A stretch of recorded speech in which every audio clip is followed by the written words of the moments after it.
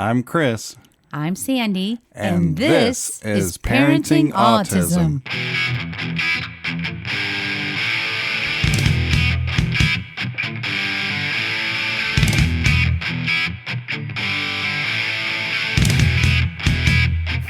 Here we go.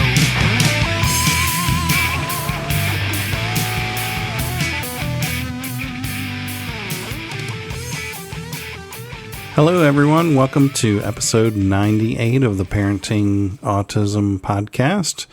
You can find us at www.parentingautismshow.com, or you can email us at parentingautism@att.net. And today's show, we're almost at 100 episodes, and you may hear some music in the background, and that is Bryce's music therapy going on right now. So yeah, we're so fortunate that Mr. Tom comes to our house for his music therapy once a week, and they have the best time. Yeah, it is. It's very nice for him to come here. And speaking of music, we had mentioned last time that Bryce got his diagnosis for the, what is it? Central auditory processing disorder. Yes. And one of the things that really can help him with that is music, but specifically piano lessons. So he has started those again, and he is doing really well with that. He's really picking it up right where he left off, and he's doing really well, and the teacher's really impressed. And I don't think he seems to have the frustration that he was experiencing right before, because he would get frustrated when he couldn't get everything right, but he's doing really well with both the left hand and the right hand. Yeah, he's just incorporating the left hand now, and he likes it. Yeah. And you're working with him. I am. And that's great for practice, and so that's awesome. His favorite song is Yankee Doodle, but I didn't know what he was talking about when he goes, I want to play Yankee Doodle. I'm like, what is Yankee Doodle? And then I saw the song, and I'm like, oh. And then he goes, is it Yankee Doodle? I said, it is, but I really like the way you call it Yankee Doodle, so that's fine. He also called it Yankee Google. Did he? I heard him say that. That's so funny. He's funny. But that particular song even has the pedal with the sustain, so he thought that was really cool too. Mm-hmm. So anyway, we're having fun with music. We're taking this new diagnosis in stride. And I think that's what you have to do. Because like when that first all went down and I was processing myself, all the information, I thought, you know what? Nothing's really changed other than now we have an answer for what's causing a lot of these delays and a lot of the problems. But Bryce is still the same he was a month ago before we knew all of that. It's just kind of similar to when he got his autism diagnosis, same child, just now we have more answers. We know what's causing some of the delays more specifically than just the broad spectrum of autism. And we're getting recommendations, even how to treat it, and reasonable ones. So that's all good. And then the other diagnosis that he received from his vision therapy, I'm putting my glasses on. That was convergence insufficiency. Yeah, and there was one other diagnosis that he got with that, and I can't remember the name of it. Was it eye teaming, or was that not a diagnosis? It was another long technical word. Yeah. But I guess the downside is that now we're in for more therapies and more interventions, and we talked about it earlier this week that we need to regroup and redo our schedule, because it's just with you working full-time, me working part-time, and all of his other therapies and things, it's just we just need to regroup on it and get things on the schedule. Well, and I think it gets a little overwhelming when you already have a lot of things in place, and now you know that we've got to add, well, we don't have to, but we want to add vision therapy because we want him to get the help that he needs, but it's not like it's local, and it's certainly not like it's easy to find even with insurance. I know you're jumping through hoops with that. I think it's not a want to, it's a have to. Right. But you're having to work with our insurance company. You're trying to find people that offer it. You think they offer it, and then you call and they say, we don't offer it, but we're going to offer it, but we don't know when we're going to offer it. I think it's relatively new on the scene, I guess you could call it, vision therapy. And a lot of eye places that I call, they're like, what? So I've called probably a dozen places, and none of them are covered by insurance, and it's going to be pricey, but it's just something that we're going to have to do.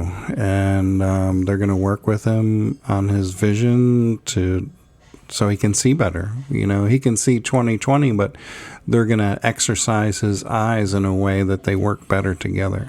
Right. So I guess I'm pointing out that when we're talking about schedules getting kind of overwhelmed, when you have to add in trying to find the therapist and all these other calls that you have to make for these new medical reasons, that's what you're feeling too. Yeah, I mean, that's taking hours, trying to that's find what I'm saying. these it's not minutes, companies. It's hours. And then if you find one, you want to make sure they're decent. And, the other thing that we're having trouble finding was somebody to do his neuropsych evaluation. Right. So we finally found somebody through the insurance, and everybody else was out of pocket, and they were telling us $2,500 to $4,000. Which is kind of crazy, in my opinion. That is. Come on, people. You're spending a little bit of time to help. I know it's a doctor. Family. I know it's a lot of time to invest in it and read the results and interpret everything. But, just from the surface level, it just seems like a lot. I know. But anyway, the good news is your persistence and our lady we work with for the health insurance, you're able to find one. Mm-hmm. So we actually have an appointment for that now, right? Yeah. Yeah. So that's a little bit what's been going on in the medical field, but in other things. They got a beat going on out there right now. Yeah, we don't know if the listeners can hear it or not. So no, we don't. We agreed to do this in spite of the music. Well, I think they're being entertained. If they can hear it. Yeah. If not, you and I are being entertained, and they wonder what we're talking about. Right. So anyway, Special Olympics. Let's go to that topic. Okay. That's a fun topic. Yeah, okay. Are you sure you're not too distracted by the beats behind us? No, I'm fine. Okay. Because I would think you would jump on that and say, yeah, Bryce got to go to state for basketball. Mm-hmm. So, we went to state. So we did the regionals, and he passed the regionals. We went to state, and we went to this big gymnasium.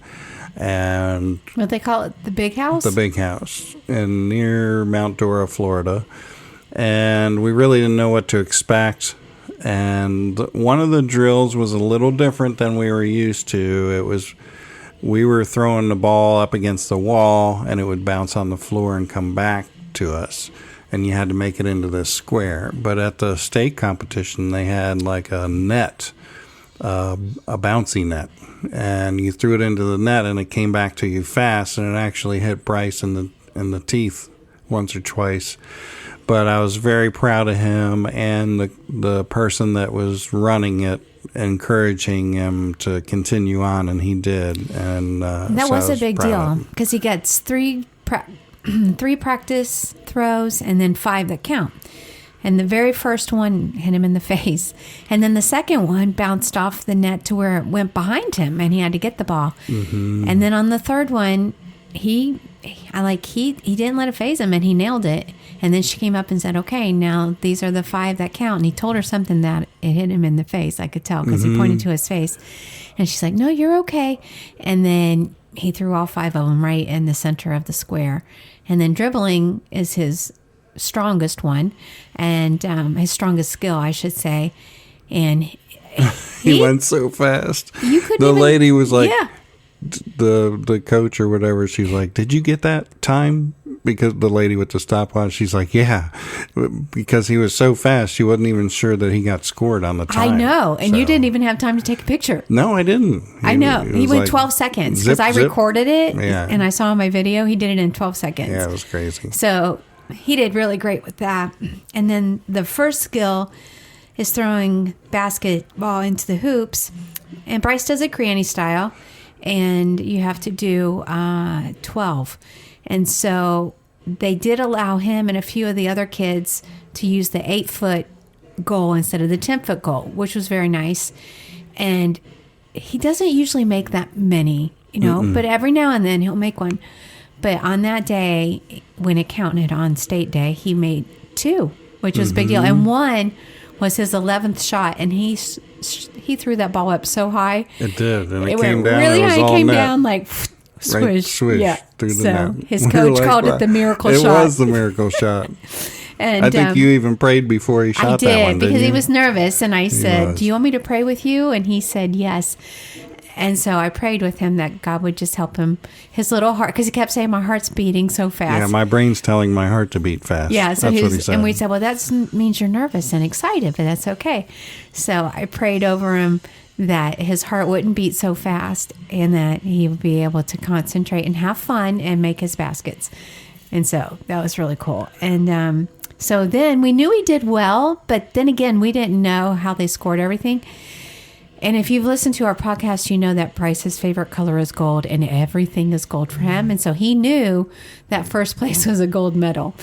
And he really didn't want silver, and he really didn't want bronze. It was all about getting a gold medal for him. But we kept trying to tell him, we don't know that you're going to get a gold medal. He goes, but I did really well. And we're like, he's like, I'm pretty sure I got gold. I'm pretty sure I did. I'm like, oh my goodness, I this know, he kid kept is going, confident. I'm pretty sure I did really well. I'm pretty sure I got the gold. And we're like, well, you might have, but we don't know that you will. So we were trying to prepare him that there wouldn't, be a meltdown if he didn't. And he did. He got first place in gold. Yeah, and then he was great. so excited. And he was giving us like 2 thumbs up from a distance. And it was a big Yep. deal. So it was a great experience.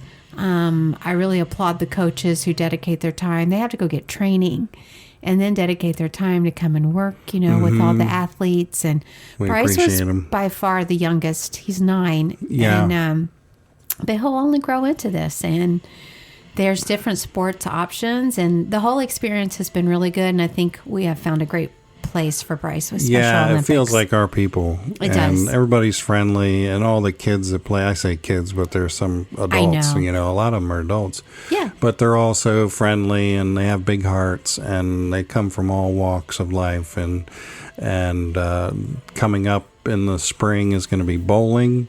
So Bryce is excited to do that. We were thinking about track and field, but he gets overheated a lot. And it being outside, I just don't know that he would be able to do that. And then I looked at their schedule, and both of the regionals and the state, they didn't match up with, like, we'll be on vacation when they're doing state. So I'm like, okay, that's just a sign. We're good. Yeah, we'll just do bowling. Yeah. And it'll see give us what's after actually that. a little time to breathe, because we're already Yes. saying we're a little overwhelmed. Yes. And while we love that, I just can't have that every single week. So it's good to kind of space out the sports for him. So that has been great. And then this past week, we took him to our local St. Lucie County Fair. And that is like Disney World for Bryce. He loves the fair.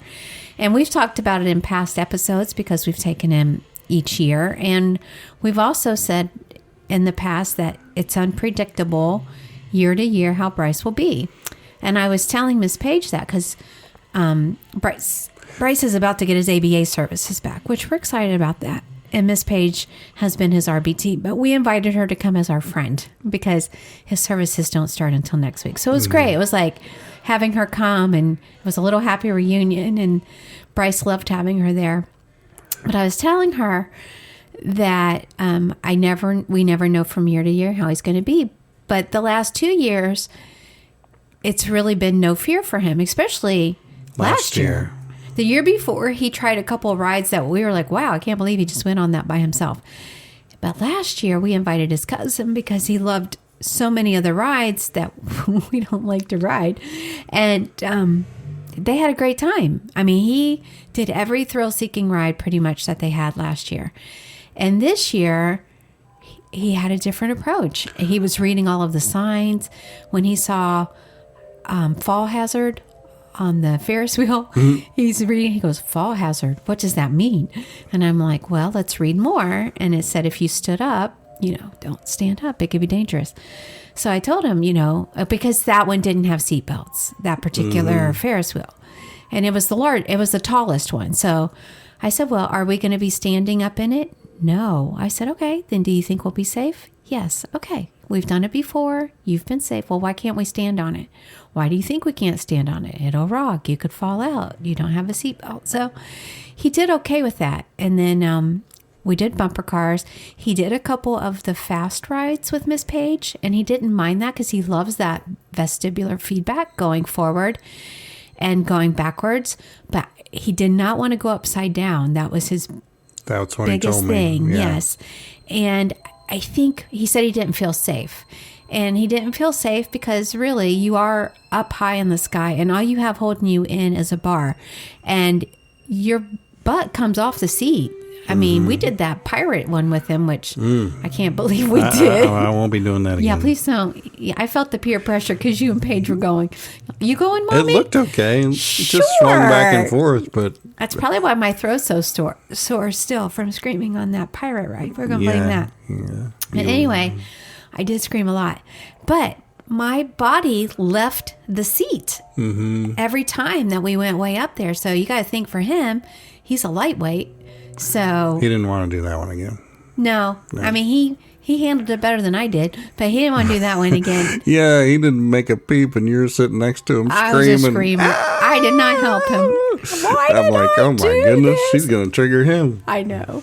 Paige was over there like consoling him the whole time while I'm like a nutcase. But anyway. And then he wanted to do the hammer. He always looks forward to the hammer where you hit the thing and the ball goes up to the top or whatever. And they say, winner. Winner. Pick your prize. It's like a tape recording, yeah. Yeah, the guy says it every year, just the same way. And when Bryce had his echolea a few years ago, then I think we heard that for a few weeks. Winner, pick your prize. Yeah, winner. it was funny. So anyway, Bryce was very excited and he picked his prize and he picked out a bouncy ball that he can ride on. And he picked yellow, which is probably the closest to gold that he could find. So he's very happy with that. We bought him a bag of cotton candy because we really don't give it sweets very often. But what else did he try there? He tried something else there, didn't he? I got him a slushie. Oh, the slushie, yeah. And he liked that because that didn't have dairy or gluten. And then the cotton candy he actually hasn't tried yet. We've got it on the fridge. We're going to record him eating it for the first time. He says it looks like hair. And we're like, well, yeah, kind of does. And we'll put it on our YouTube channel when he does so that everybody can see it. So. Speaking of his YouTube channel, I put a little short video today of him playing piano, playing Yankee Doodle, also known as Yankee Doodle. That's fun. So people can see that. So yeah, so the fair, just talking a little more about that. I think it was a success. I think he's learning his limits and what he likes and what he doesn't like. We spent 2 or 3 hours there. And he was so happy. Yeah. And when he was afraid of something, he wasn't polarized by it. In fact, his favorite ride last year, I think he rode it 7 times. The guitar ride. Was the guitar that went really up. It didn't go upside down, but it went all the way high up into the sky and then all the way back down, right? He was watching it, and he was very, very much into watching the mechanics this year, how everything worked. And so he was watching it. He was excited about it. He went on and he sat. Now, first he sat in the front, and then Paige asked him if he wanted to sit in the back. So they went to the back, and then they were getting off. And she said that he was mumbling something. And then she's like, "What did you say?" And he says, "I'm scared. I want to get off." And she said, "Okay, we'll get off." And which, thank God, she was on there with him because we don't do that ride with him. And he's ridden it by himself before. Yeah. So I'm thankful that she was there with him. And I'm very thankful that he was able to use his words, speak up, and get off the ride. Before the ride started. Yeah, and it didn't ruin his night for him. So a lot of positive things. He wore his headphones most of the time. He asked for them when we went on the ride that was super loud. And it was loud. The music was loud. But he really didn't get caught up on the balloons this time. There was one that I heard pop. And he goes, "What was that? Was that you?" And I said, "No." And he goes, "It was just And he said it was something else that popped. I said, okay. I let him think whatever it was, even though I think he knew it was a balloon. And then I remember then that Mr. Tom has taught him if he hears popping sounds like that to think that it's music and like the drums. So I didn't remind him of that because he didn't get stuck on it. But I thought it was great that that wasn't even an issue. Excuse me, it wasn't an issue for him at all. But one other really cute thing I'll share about the fair was, well, two things. He kind of, and I use the word regress, but let's just say was attracted to, again, the little kids' rides. Because the last 2 years, he wanted nothing to do with the little kids' rides because he wanted to ride all the adult rides, which was fine. But this year, because he was wanting to feel a little more safe, we told him we have a countdown and a limit to help end things. And we told him he could have 3 more rides. So he chose the one ride, the Ferris wheel, I think we did again. And then he chose, there were 2 little kids' rides. And one was motorcycles. And he was excited about that because it was a gold and sparkly metallic like motorcycle paint job. And he told me, Mommy, record it the whole time. Okay.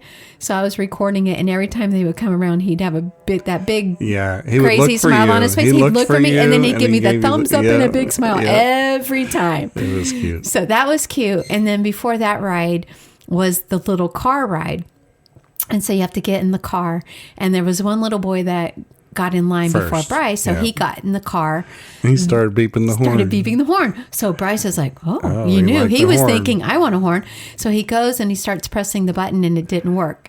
He went to every single car around the circle to try to find, and even the carnival guy who was working there. He was helping him, he was trying to find one, right? So Bryce couldn't find one. So the mom of the little boy saw what was happening. So she says to her son, will you share your car with him? Which he did. And he was probably 4 or 5.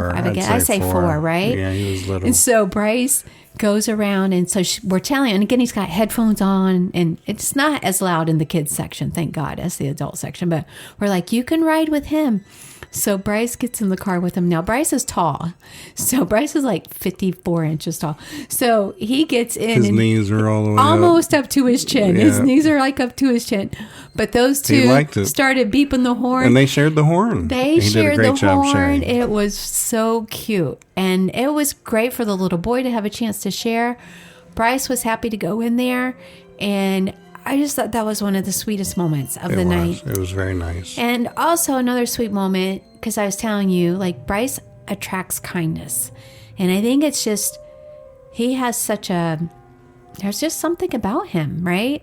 And I realize also people see him wearing his headphones, so they figure there's probably something. But 2 different guys who work the carnival games there, they offered to let him throw the ball. And they weren't trying to lure us in so that we would pay for more. There was no pressure, no expectations. They just saw that he might enjoy that. And he did. And one was the basketball. Mm-hmm. So I didn't want to get upset. He really almost made it. He didn't know what to do. And we're like, it's okay. Do it like you do it at Special Olympics. Just throw it up there. And he hit the net, which was good. So I said, you hit the net. That counts. That's like, because it made him feel, and he's like, wow, I think I did pretty good at that. And I'm like, I think you did too. And then the other one was to throw a ball at the 3 jugs. And so he didn't even hit any of the jugs. He hit the plywood, the front of the plywood that the jugs were on. But what he told me was, he goes, I hit the wood, and I think I did really good because that's really hard to hit. So he saw that as difficult to hit. And I said, well, you know what? You're right. I don't know that people could hit that if they were aiming for it. And he was proud of himself. That's a good thing because Bryce has a lot of, I don't know how to even describe it, but he wants to punish himself a lot if he thinks he's done something wrong, or if he gets angry, or I don't know. If he gets an answer wrong, or if he does thinks an activity he's wrong. in trouble because somebody told him that he wasn't paying attention. And we never really get on him about that kind of stuff. So it comes out of the blue and we don't even know. We don't know what drives that. But one of the things we're trying to do to counter that is to point out all the positive things that he's doing. Like, we're probably overplaying it, but I don't care. Like when he got frustrated the other day when I picked him up from therapy, I guess Miss Kaylee told him, Bryce, you're not paying attention. And then she knew That was a he was trigger upset. word. Yeah, but you know what? He wasn't. And I told her it's okay because he has to learn to work through these things. And sometimes it has to be said. But when I got him in the car and on the drive home, I said, well, I know that happened and you were upset about that. But tell me the good things that you did in therapy today. Because she told me you did good things too, which she told me some of them. And so we just replayed all the positive things that he did, which were many more than the negative thing, which I pointed out to him. You did so many more good things than the one thing that she said to you. So, I was happy to hear him find positive even when he missed the jugs, that he could see that he did a good job hitting the plywood. And I'm hoping that that's because we're trying to work with him on that kind of stuff. Mm-hmm. So those are my notes. Yeah. I mean, so coming up tomorrow, we're going up to Jacksonville to see his autism doctor on Monday. And I don't have too many questions for her. I have a couple written down. So we're just kind of checking in with her just to make sure we're on the right track. And will we be sharing these new results with her? Yeah, I've sent everything by email except for the vision results. So I think it'll be interesting to hear her take and how many of her patients that she's been able to work with, who have maybe similar disorders or diagnosis. So yeah. I actually think having that information and the timing of seeing her is good. Yeah, she's a good sounding board. And we're going to do the hyperbaric chamber again. Yep. Yeah, I mean, I can try to get in there again, but I was claustrophobic last time. You don't have to. So I don't know. We'll see. Yeah, it's up to you, babe. Yeah. I'm good with it. What else is going on? So why don't you, if you can, I don't think we've ever talked about the grants that you've been able to get for us that have been helpful. Yeah, so. That's going to possibly even help, with the treatment to his doctor in Jacksonville. So there's one grant, I think it's just for Florida. It's called the Healthwell Foundation. So if you live in Florida, look them up. I think it's healthwellfoundation.org. And we have what's called the Pediatric Assistance Grant. And they just approved us for $3,000 to use for providers that aren't covered by insurance. But the key thing is that provider must be able to work with you and the grant, because it's one of those things where the provider bills the grant and you don't know if it's going to be approved or denied. So, if it's denied, you have to be prepared to pay for whatever it is. So you basically write them a letter and say, these are the out-of-pocket expenses that we're expecting, and these therapies, these doctors, and so when you do submit a claim, that they look at your letter, and then if everything matches up, then they can approve. It's just not approved in advance, and that's kind of the sticking thing. You can't go to the doctor and say, hey, if you just submit this claim, you'll get paid, and so we don't have to pay you. But it just, the doctor has to say, okay, I'll work with you with the grant, we'll submit the claim, and we'll wait 3 or 4 weeks to see if they pay us, and if they don't, then you're responsible. If they do, great, and that type of thing. So, and we had success with that with his autism doctor right? Last year. Yeah. So that was, what a blessing for us. And then the other grant that we received was from the Autism Community in Action, and that's Taka, who we talk about often. So we're very, very fortunate to get that. And that is going to cover that is a specific doctor. So if you apply for that, it's takanow.com, I think. I think it's org. .org. TACA now, NOW. And we can put it in the show notes. But if you apply for that, that has to be one specific doctor that they will work with to reimburse. So we chose his autism doctor, and so she received the grant. So our visits this year should be covered under that grant. So we're very fortunate to have that.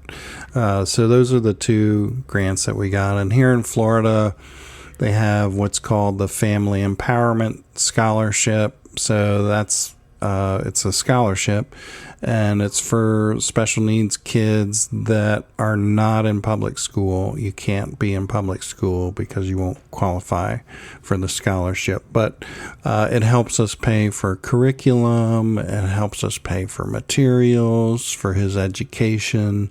So that has been a big blessing as well. So the Family Empowerment Scholarship, and that is just Florida also. So the TACA grant, I believe, is nationwide, but the other two are Florida specific, I believe. And so you just have to reach out to your local autism Facebook group, wherever you are in the United States, and find out what your specific state has that you can take advantage of. Well, you've done a great job. I mean, researching all of that for us. And I know that takes a lot of your time and a lot of work, and you do a lot. Yeah. You really do. I mean, I might be at the office doing my job there, but the job that you do at home between teaching Bryce and managing all of the medical finances and all of that is a lot. The first hour, at least an hour of my day every day, is coordinating, making appointments, renewing this, doing that. It's just is what it is, It's like, it's part of the job. Yeah, it's part of it. So very good. Is there anything else you think of that you want to talk about? I think that's it for now. We covered a lot of stuff, so we'll report back from the autism doctor on our next episode and see what happened there. Sounds like a plan to me. Episode 98 in the books, coming up on 100. And listen, if you guys enjoy our show, we'd appreciate it if you left us a review somewhere. So if you're thinking about doing it right now, we'd appreciate it. Just drop us a review somewhere, either Apple, iTunes, or wherever you listen to wherever you listen to us. We'd appreciate it. Yes. Sorry, I thought of one more thing I wanted to share. So we have recently received 4 books that authors have sent in to us to read. So I just want to acknowledge that we've received them, and I have read through 2 of them, and I'm in the middle of a 3rd one. And what I'm thinking of doing is doing one podcast episode on those books. Yeah. So that'll be coming up soon, because I know, I've had listeners even reach out to me and saying, what's a good book for this, or what are books that you recommend?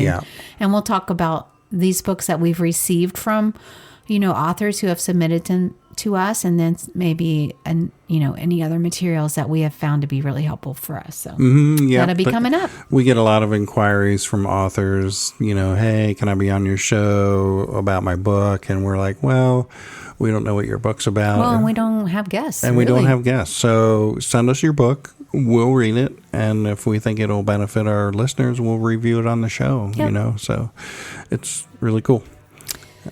Okay. I think they're wrapping up out there. I think they are, and we'll wrap up here. All right, everybody. Thanks have a good weekend and week ahead. Bye. Bye.